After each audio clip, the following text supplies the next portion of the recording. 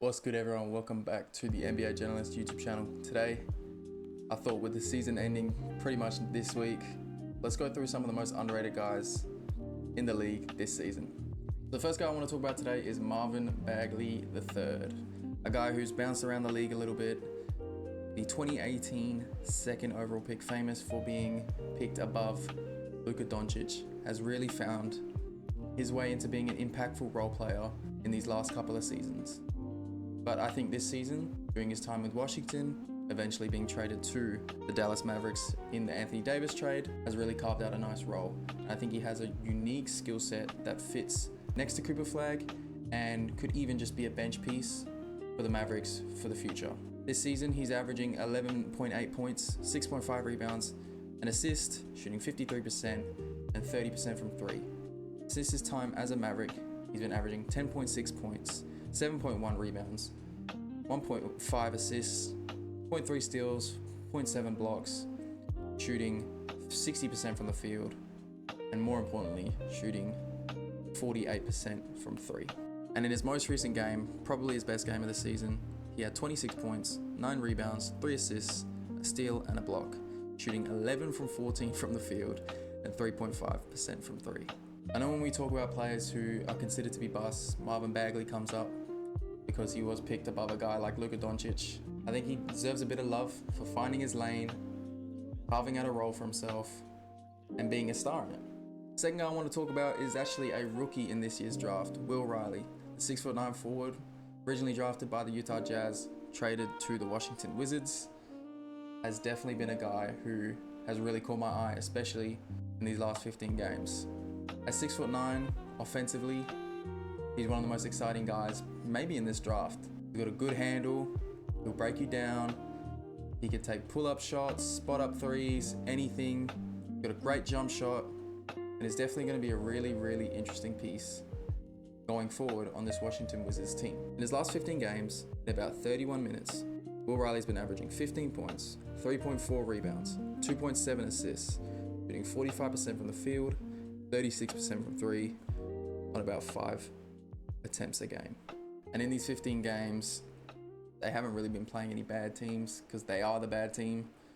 So they played Detroit twice, they played Boston, they played the Heat and the Magic when they were both good. I think that was the night where Bam had 83.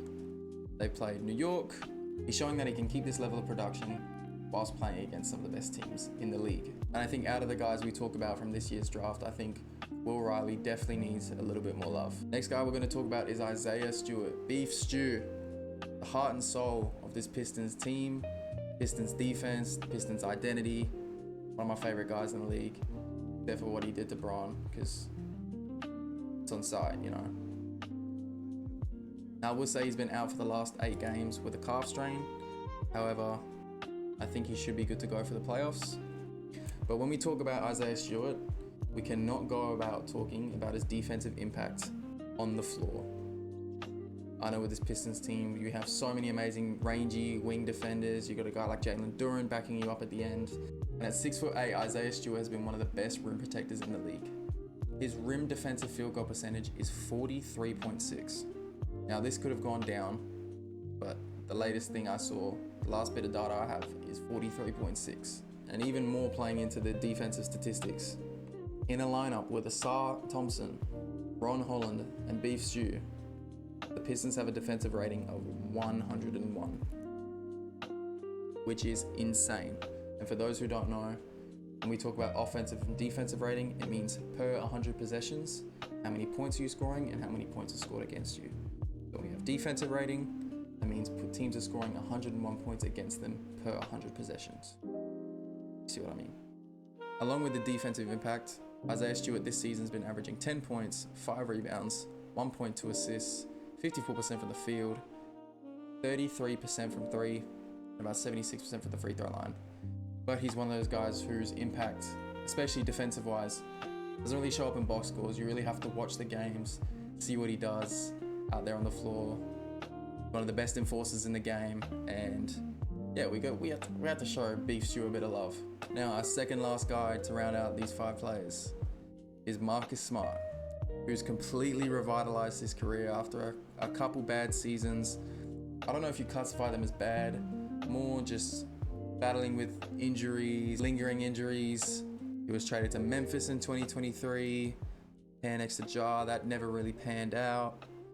Then he got traded to the Wizards, and you know, that definitely didn't pan out before securing a buyout with them and eventually signing to the Lakers.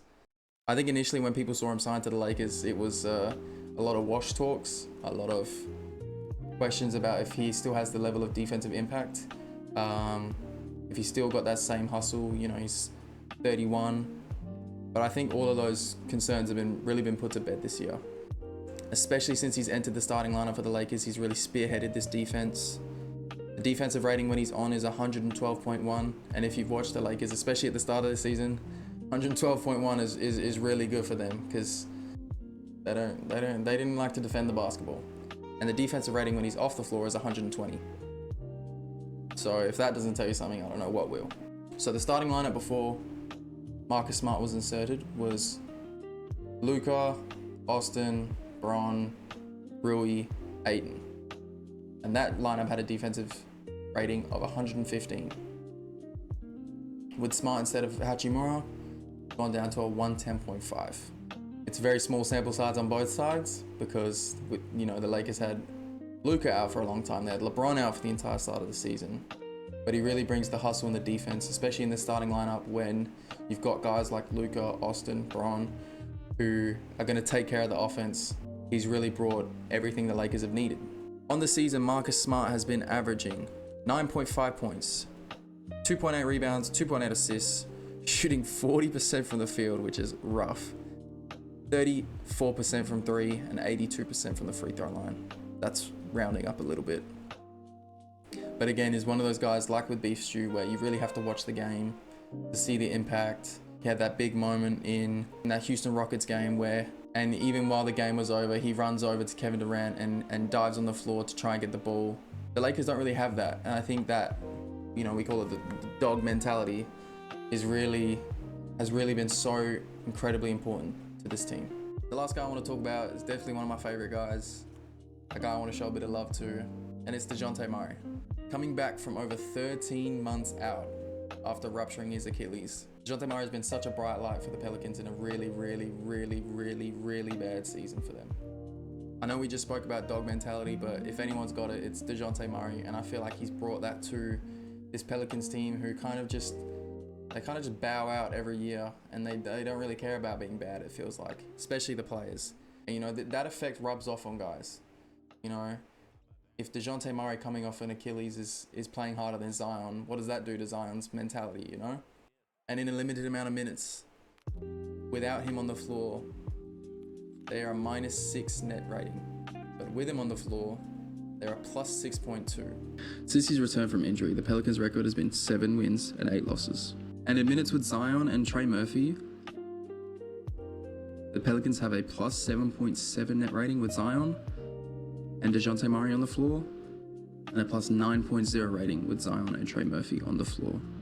Since he's returned, he's also averaged 17.2 points, 5.3 rebounds, and 6.5 assists, shooting 48% from the field, 31.6% from three, and 86% from the free throw line. Thank you guys so much for watching. If you enjoyed the video, please like and subscribe, and I will see you guys in the next video. Peace.